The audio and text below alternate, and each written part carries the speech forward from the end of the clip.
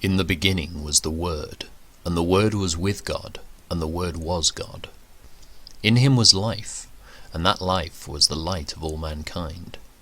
The light shines in the darkness, and the darkness has not overcome it.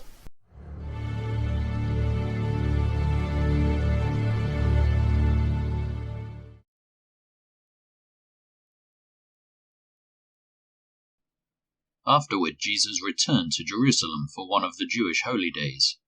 Inside the city, near the sheep gate, was the pool of Bethesda, with 5 covered porches. Crowds of sick people, blind, lame, or paralyzed, lay on the porches. One of the men lying there had been sick for 38 years. When Jesus saw him and knew he had been ill for a long time, he asked him, "Would you like to get well?" "I can't, sir," the sick man said, "for I have no one to put me into the pool when the water bubbles up.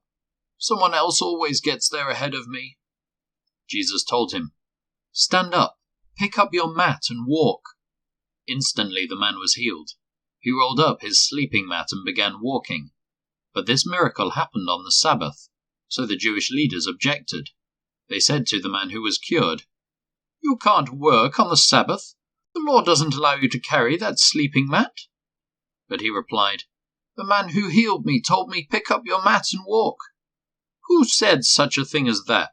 they demanded. The man didn't know, for Jesus had disappeared into the crowd. But afterward Jesus found him in the temple and told him, "Now you are well, so stop sinning, or something even worse may happen to you." Then the man went and told the Jewish leaders that it was Jesus who had healed him. So the Jewish leaders began harassing Jesus for breaking the Sabbath rules. But Jesus replied, "My Father is always working, and so am I." So the Jewish leaders tried all the harder to find a way to kill him, for he not only broke the Sabbath, he called God his Father, thereby making himself equal with God. So Jesus explained, "I tell you the truth, the Son can do nothing by himself.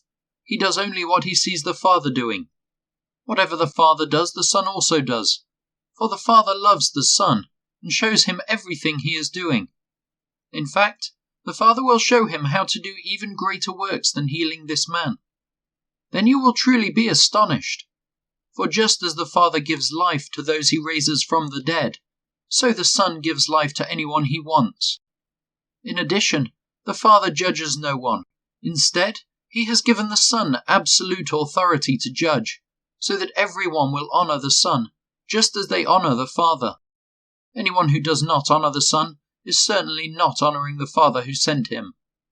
I tell you the truth, those who listen to my message and believe in God who sent me have eternal life. They will never be condemned for their sins, but they have already passed from death into life. And I assure you that the time is coming, indeed it's here now, when the dead will hear my voice, the voice of the Son of God, and those who listen will live. The Father has life in himself, and he has granted that same life-giving power to his Son. And he has given him authority to judge everyone, because he is the Son of Man. Don't be so surprised. Indeed, the time is coming when all the dead in their graves will hear the voice of God's Son, and they will rise again. Those who have done good will rise to experience eternal life, and those who have continued in evil will rise to experience judgment.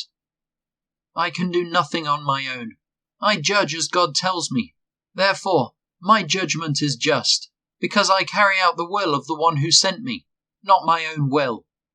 If I were to testify on my own behalf, my testimony would not be valid.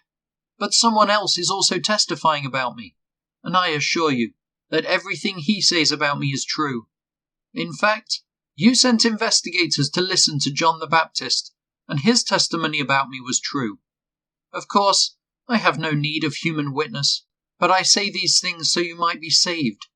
John was like a burning and shining lamp, and you were excited for a while about his message. But I have a greater witness than John, my teachings and my miracles. The Father gave me these works to accomplish, and they prove that he sent me. And the Father who sent me has testified about me himself.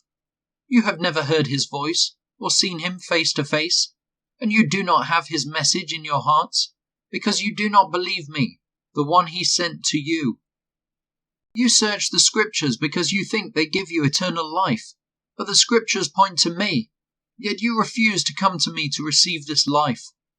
Your approval means nothing to me, because I know you don't have God's love within you. For I have come to you in my Father's name, and you have rejected me. Yet if others come in their own name, you gladly welcome them. No wonder you can't believe, for you gladly honor each other, but you don't care about the honor that comes from the one who alone is God. Yet it isn't I who will accuse you before the Father. Moses will accuse you. Yes, Moses in whom you put your hopes.